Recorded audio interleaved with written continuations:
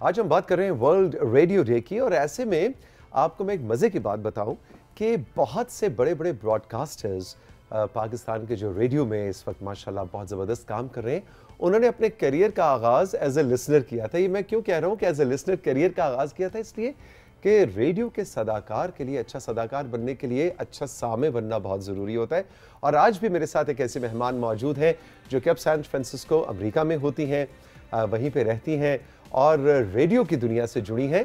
और अभी ब्रेक में मुझे बता रही थी कि मैंने भी आगाज़ एक पैशनेट, एक जुनून की हद तक रेडियो की दुनिया से इश्क करने वाले के तौर पे किया। सारा इरफान हमारे साथ मौजूद है, आजकल पाकिस्तान आई हुई थी। आज के दिन की मुनासिबत से हमने सोचा कि ज़रा बाहर की दुनिया के रेडियो ब्रॉडकास्टर्स की दुनिया आपके सामने अनफोल्ड की जाए। गुड मॉर्निंग, अस्सलाम वालेकुम। वालेकुम अस्सलाम, क्या हाल है आपका? Welcome to Pakistan, welcome to rising Pakistan. Thank you so much for inviting me. अच्छा, मुझे थोड़ा सा वो बताइए ना, अभी ब्रेक में जो आप बता रही थी कि बचपन में कैसे रेडियो सुना करती थी और कैसे ये इश्क हुआ रेडियो से? बचपन में रेडियो से पहले मैं आई वाज इन ग्रेड 2, तो मैं शीशे के आगे बैठ के न्यूज़ पढ़ती रहती थी। बस मुझे लाइव बोलने का इश्क था।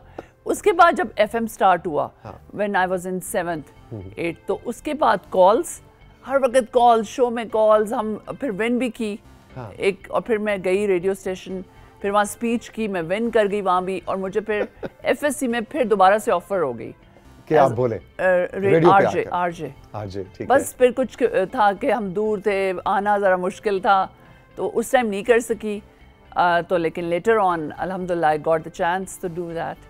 अच्छा, अब जब आप सैन फ्रांसिस्को में, और जैसे कि मैं अभी इब्तदाई में बता रहा था अपने दोस्तों को, नाजरीन को, कि चाहे इंग्लैंड हो, कनाडा, अमेरिका हो, गल्फ रीजन्स हो, सऊदी अरब, दुबई, देसी रेडियोज़ का बड़ा सीन है जहाँ पे पाकिस्तानी इंडियन ब्रॉडकास्टर्स भी होते हैं और लिसनर्स भी होते हैं। कुछ उस दुनिया के बारे में हमें बताइए। बिल्कुल, वो मेरे लिए बहुत सरप्राइजिंगली, बहुत मतलब यहाँ तो था कि जितने देसी हैं, पर वहाँ इट्स क्रेजी, लाइक हर कोई मिस कर रहा होता है अपने मुल्क को। हम सब इतना दूर होते हैं, चाहे इंडिया से हो, चाहे पाकिस्तान, बांग्लादेश, नेपाल, सो हम मिस कर रहे होते हैं। तो वहाँ अपने कल्चर के साथ कनेक्ट करना, वो आपको बहुत सूद करती है, आपकी जो सोल है ना।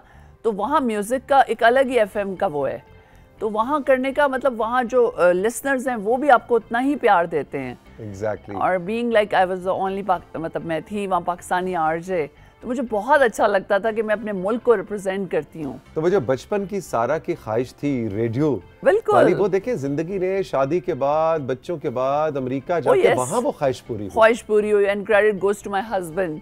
उन्होंने बहुत सपोर्ट किया इसमें, और उनकी वजह से मैंने ये ख्वाहिश पूरी की, and I loved it because ये मेरा पैशन था। वो उनके शुक्रिया आप अदा कर रही हैं, लेकिन असल कहानी मैं आपको बताता हूँ।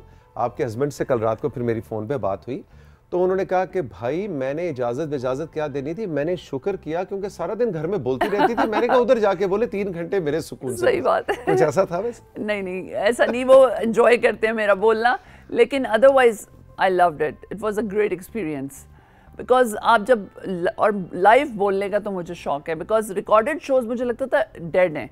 रिकॉर्ड किया, फिर सुन रहे हैं, फिर उसको मतलब 1 2 3 लाइफ, दैट्स अमेजिंग। एग्जैक्टली, वो जो फीलिंग है। अच्छा, आप तदरीस के शोबे से भी मुंसलिक हैं, आप प्रोफेशनल टीचर, तो टीचर्स के लिए भी कहते हैं कि मतलब अच्छा बोलने वाला अच्छा टीचर होता है। लेकिन आजकल के दौर में, और ये हमें नया जो तदरीस का निज़ाम है उसमें कहते हैं कि एक टीचर को अच्छा लिसनर भी होना चाहिए, यानी बच्चों को सुनना बहुत ज़रूरी है। बिल्कुल, हमारे इस वक्त बहुत से व्यूअर्स जो हैं वो इसी शोबे से मुंसलिक हैं। इसके हवाले से हमें कुछ टिप्स दीजिए कि आपके ख्याल में अच्छा उस्ताद कौन है? देखें, वहाँ बाहर जैसे मैं USA में पढ़ा रही, तो उधर ये चीज़ बताते हैं कि यू हैव टू लिसन। जो बच्चा कह रहा है आप उसकी पूरी बात सुनेंगे और उसको एड्रेस करेंगे। मतलब ये नहीं कि मैं आपको कह रही हूँ ये करना है, नो, आपने उसकी प्रॉब्लम सुननी है, उसको हल करना है। और सबसे बड़ी बात यह कि एजुकेशन सिस्टम उनका मैच नहीं करता। एक तो यह है कि आप हाई स्कूल तक फ्री है, तो हर कोई पढ़ा देता है, लाइक FSC जैसे हम कहते हैं, तो FSC तक तो हर बच्चा पढ़ता ही है। तो इट्स अमेजिंग कि वो हर बच्चे को उसी तरह वो अटेंशन देते हैं। वो ये नहीं देखेंगे इससे इतनी फीस दी या इसकी क्या वो है। यहाँ तो होता है ना, डिवाइड हो जाते हैं बच्चे। वहाँ सब एक लाइन में बैठे हैं, एक लाइन में बैठे। That is amazing. अच्छा, सारा इरफान जो इतना इन दी कॉन्फिडेंट, इतना बोलने वाली और मतलब पैशनेट, इसके पीछे मुझे लगता है माँ बाप की तरबियत भी होगी। बिल्कुल, definitely. I belong to air force family. अच्छा, मेरे फादर फाइटर पायलट थे। ओके जी, तो माशाल्लाह भी हम पूरी दुनिया ही फिरे हुए हैं, like Turkey, Iraq and all over Pakistan के अंदर बहुत से शहरों में। बिल्कुल, पूरे शहरों में रिसालपुर, सरगोदा पोस्टिंग्स होती थी। फिर उसके बाद अबू PIA में आ गए, सो ही रिटायर्ड एज अ 777 कैप्टन। सो वो फिर हम दुनिया फिरते थे उनके साथ। सो वो जो कॉन्फिडेंस था मेरे पेरेंट्स का है, और मेरी मदर एक ब्यूटिशियन है, तो वो दोनों चीज़ें, इसलिए जब मैंने रेडियो पे शो शुरू किया वो स्टाइल टाइम था, क्योंकि मेरा स्टाइल और इससे बहुत रिलेशन रहा बचपन से। सो मेरे लिए बहुत इजी था इस पे शो करना। तो आप ब्यूटी टिप्स और उस तरह के, बिल्कुल, तो लो भी फिर लगे हाथों वो राइजिंग पाकिस्तान वाले सारे मुझे उधर से इशारा कर रहे हैं। बिल्कुल बिल्कुल कि फिर अब सारा का ये वाला एंगल तो हमें शख्सियत का पता ही नहीं था कि आप ब्यूटी, तो आप जनाब हमारे लिए आज ब्यूटी को डिफाइन, आपके नज़र में हुस्न क्या है? मेरे ख्याल में हुस्न ये है कि एक जो दिल साफ होना इज़ द ब्यूटी। जितना दिल साफ होगा उतना आपके चेहरे पे आएगा। सो दैट इज़ द, मेरा ख्याल है, और कोई खूबसूरती कुछ नहीं है। अच्छा, आपका दिल साफ हो, आपकी नीयत अच्छी हो, you are a beautiful person, that's it मेरी नज़र में। बाकी अगर ज़ाहिरी खूबसूरती का कह रहे हैं तो मेरा ख्याल है सबको ख्याल रखना है। हमारे यहाँ एक अलमिया है कि जो शादी के साल बढ़ रहे हैं औरत छोड़ती जाती है। मैं उसके रिवर्स हूँ, मैं कहती हूँ जितने साल गुजरे उतना ज़्यादा ख्याल रखो। डेंजर जोन में जा रहे हैं तो आपको अपना ज़्यादा ख्याल रखना है। अच्छा, काम तासुर ये भी है ना कि वो ख़वातीन कहती हैं अच्छा जी अब तो हमने अपनी इनिंग खेल ली, अब तो हमारी बेटियां, बहुएं, बेटों का दौर है। दैट इज़ रॉन्ग, है ना? मैं बिल्कुल इस चीज़ को नहीं मानती। आपको अपना ज़्यादा ख्याल रखना है, बिकॉज किसी के लिए नहीं, अपने लिए। बिकॉज जब आप यंग होते हैं आप कुछ भी ना करो तो आप ठीक हो, लेकिन एक टाइम के बाद you need some denting painting के लिए, तो दैट इज इम्पॉर्टेंट। और खासतौर पे हमारी बुजुर्ग खवातीन और हजरात जो है ना वो 60 प्लस के बाद जाके तो हिलते भी नहीं, वो बैठ जाते। नहीं कि जी अब तो बहुओं का काम है, बेटियों का काम है कि वो घर संभालें। हम एक्टिव अपनी बॉडी को ना एक्टिव नहीं रखते। ये वेस्ट में बहुत अच्छी चीज़ है कि वहाँ आप 70 ईयर्स की भी एक अम्मा देखेंगे ना, रेड लिपस्टिक होती होंगी, वो फ्रेंड्स के साथ ब्रेकफास्ट पे आई होंगी, साइकिल चला रही हैं, टूर्स पे गए हुए हैं, क्रूज पे हम लोग गए। तो मैंने देखा कि पूरे ग्रुप्स आए हुए हैं, बुजुर्ग 65 से ओवर, वो कहते हैं सीनियर सिटीजन्स, उनके ग्रुप आए हैं। और हमारे 65 के बाद तो कहते हैं अम्मा जी बैठ जाओ, तुसी नहीं, ना हिलो ना, हम है ना, हम आपके लिए। आप उठ के पानी का ग्लास पियेंगे? नहीं, मैं हूं ना, मैं आपको पानी पिलाऊंगा। वो बज़ाहिर हम प्यार का इजहार कर रहे हैं, लेकिन उनके साथ ठीक नहीं होता। बिल्कुल ठीक नहीं होता। हम उन्हें ये कह के हम उन्हें हैंडीकैप कर देते हैं, विच इज वेरी रॉन्ग। हमने उनको मोटिवेशन देनी है। मैं तो, मेरी मदर इन लॉ आती हैं, वो माशाल्लाह 70 ईयर्स की है, मैं उनको पूरा तैयार करती हूँ अमेरिका में। मैं कहती हूँ फ्रेश फील कर रहा हूँ, वो करती हैं, लेकिन फिर पाकिस्तान आके फिर उसी तरह यानी इधर आके फिर 70 की हो जाती है। हाँ जी, इधर आके 50 की हो जाती है। एंजॉय करती हैं। मैं उनको यूनिवर्सल स्टूडियोज गए, मैंने उन्हें हर राइड पे बिठाया, डेंजरस राइड्स, जो जुरासिक पार्क, ममी, वो मतलब बहुत डेंजरस है। किंग कॉन्ग वाली वहाँ पे सबसे अच्छी है। वो उधर है फ्लोरिडा में, मैं कैलिफोर्निया में। अच्छा, कैलिफोर्निया उधर नहीं है। ओके। सारा हमारे साथ मौजूद हैं जी, और सैन फ्रांसिस्को में एक ब्रॉडकास्टर हैं। राइजिंग पाकिस्तान में वक्त एक छोटे से ब्रेक के बाद जब वापस आते हैं तो आपको एक मज़े की कहानी सुनाते हैं कि सारा जब बहुत छोटी सी थी तब एक बार पहले भी ये स्टूडियो में आ चुकी हैं। वो क्या कहानी है? और इन्होंने इसी इस्लामाबाद में पाकिस्तान का झंडा लहराते हुए एक मार्च भी किया था, कुछ खेल हो रहे थे। ये सारी कहानी अनफोल्ड करेंगे हम इस ब्रेक के बाद। राइजिंग पाकिस्तान में रहिए मेरे साथ।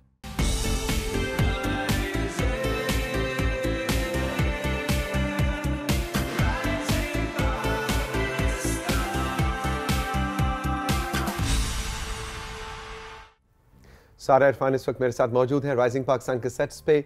सैन फ्रांसिस्को अमेरिका में रहती हैं, रेडियो ब्रॉडकास्टर हैं, टीचर हैं, और सारा से आज वर्ल्ड रेडियो डे के हवाले से तो इनको हम फीचर कर ही रहे हैं।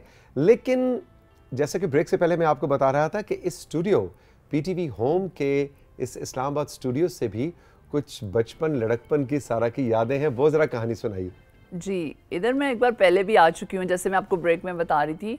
सैफ गेम्स हुई थी, तो सैफ गेम्स के बाद मतलब उसी दौरान एक क्विज शो चलता था, सैफ स्टार क्विज। तो उसमें भी मैं बस कर रही हूँ। पहले 50,000 लोग गए रिटन टेस्ट, उसको पास किया। उसके बाद मेरा मतलब बहुत ज़बरदस्त प्रोसेस था, मतलब बड़े लोगों में से सिलेक्ट होके आई। फिर 10 कॉम्पिटेंट लोग थे। हाँ। हम लोग यानी मुख्तलिफ स्टेजेस पे आते फाइनल 10 लोग रह गए। फाइनल 10 मतलब 50,000 से स्टार्ट हो गए, 10 नहीं, हर ग्रुप में 10 थे, but all together may be 200-300, that's it.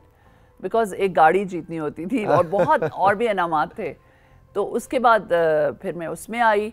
फिर हम 10 कंटेस्टेंट थे, बहुत टफ राउंड था एंड में, मतलब बहुत कॉम्पिटेंट लोग थे मेरे साथ, लेकिन अल्हम्दुलिल्लाह। और आप उस वक्त एक यंग सी लड़की, हाँ जी, कॉलेज यूनिवर्सिटी स्टूडेंट, मैरिड थी। अच्छा, मैं बहुत शादी जल्दी हो गई थी मेरी। हाँ जी, आई वाज वेरी यंग। तो वो भी मैं रात को बेटे को सुला के और मैं उसमें पढ़ती थी, लैम्प खोल के। आई वाज क्रेजी, तैयारी करती थी। और पूरी 7 मुल्कों का पढ़ना, हाँ। उसकी पॉपुलेशन, उनकी करेंसी, उनका कल्चर, रिलीजन, के बारे में बस सारे। तो अच्छा, फिर क्या हुआ जनाब? गाड़ी के सुना कि बिल्कुल बस एक सवाल से आप गाड़ी से रह गई थी। बिल्कुल जी, बिल्कुल। मैं आ गई हॉट सीट पे। फिर ये हुआ कि बस फिर जो आपको पता है क्या हुआ, दुख भरी कहानी। फिर दुख भरी कहानी। और देखिए यही जिंदगी में ये चीजें सिखाती भी हैं। उस टाइम मुझे अभी भी नहीं होता कुछ, मे बी वो गाड़ी मेरे लिए बेहतर नहीं थी। हाँ। अल्लाह ताला ने उससे ज्यादा बेहतर कुछ लिखा हुआ था। या आपसे हमें ये भी जिंदगी में सारा सीखना चाहिए कि जिसने वो जीती, जो आपके साथ फाइनल, वो शायद उसको बेहतर डिजर्व करते थे। एक ही आता था हॉट सीट पे। अच्छा, हॉट सीट पे आता था, या जीती या नहीं जीती, या बहुत कुछ और जीती। Motor bike, television, home theatre, telephones, सब कुछ मिला मुझे। अच्छा, बस गाड़ी नहीं मिली।